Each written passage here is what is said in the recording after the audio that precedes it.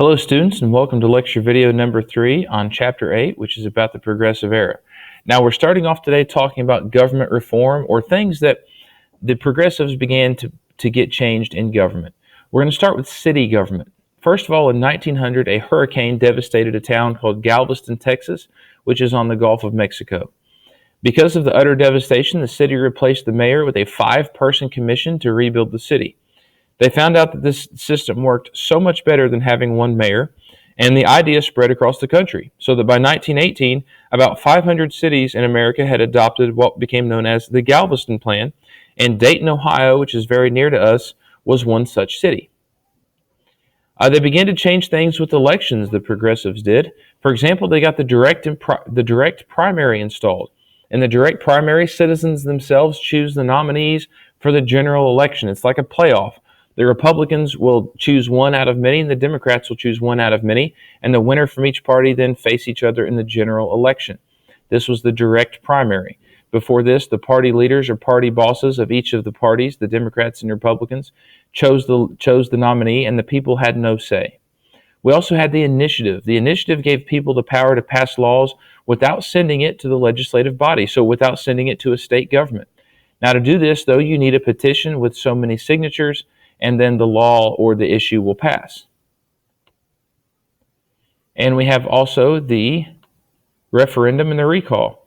A referendum allows a bill to be voted on by citizens before it becomes a law, and a recall allows voters to remove an elected official before his term is over. This would happen, for example, if a mayor or an elected official was guilty of corruption or some other crime or something the voters extremely disliked. They also got the 17th Amendment passed in 1913. This called for the direct election of senators. And what this means is that people themselves would vote for the 2 senators from each state instead of the state government. Before the 17th Amendment, the state legislature of each state chose the 2 senators from the state, and the people had no say. So again, this is another example of giving people the power by letting them vote on the senators for each state. There were also 4 progressive governors elected during this time. Robert La Follette and Hiram Johnson are less known, but they were very important progressive governors. And then 2 future presidents, Teddy Roosevelt and Woodrow Wilson, were also elected from the Progressive Party. Women also began to make progress. You remember, women's rights is one of the things the progressives fought for. In the early 1900s, women began to demand a larger role in the community. Now, there's a very important Supreme Court case we need to talk about at this time called Mueller versus Oregon. The Supreme Court upheld a law limiting the amount of hours that a woman could work to 10. So a woman could not work more than 10 hours in a day, and the Supreme Court said that was okay. So some women's rights activists consider this a setback because they didn't think they should be limited to the hours they could work just because they were women. We had the National Consumers League form, which urged women to buy products under good, safe, and fair working conditions. This was a way to punish factories that did not have good working conditions and to reward factories that treated their workers well.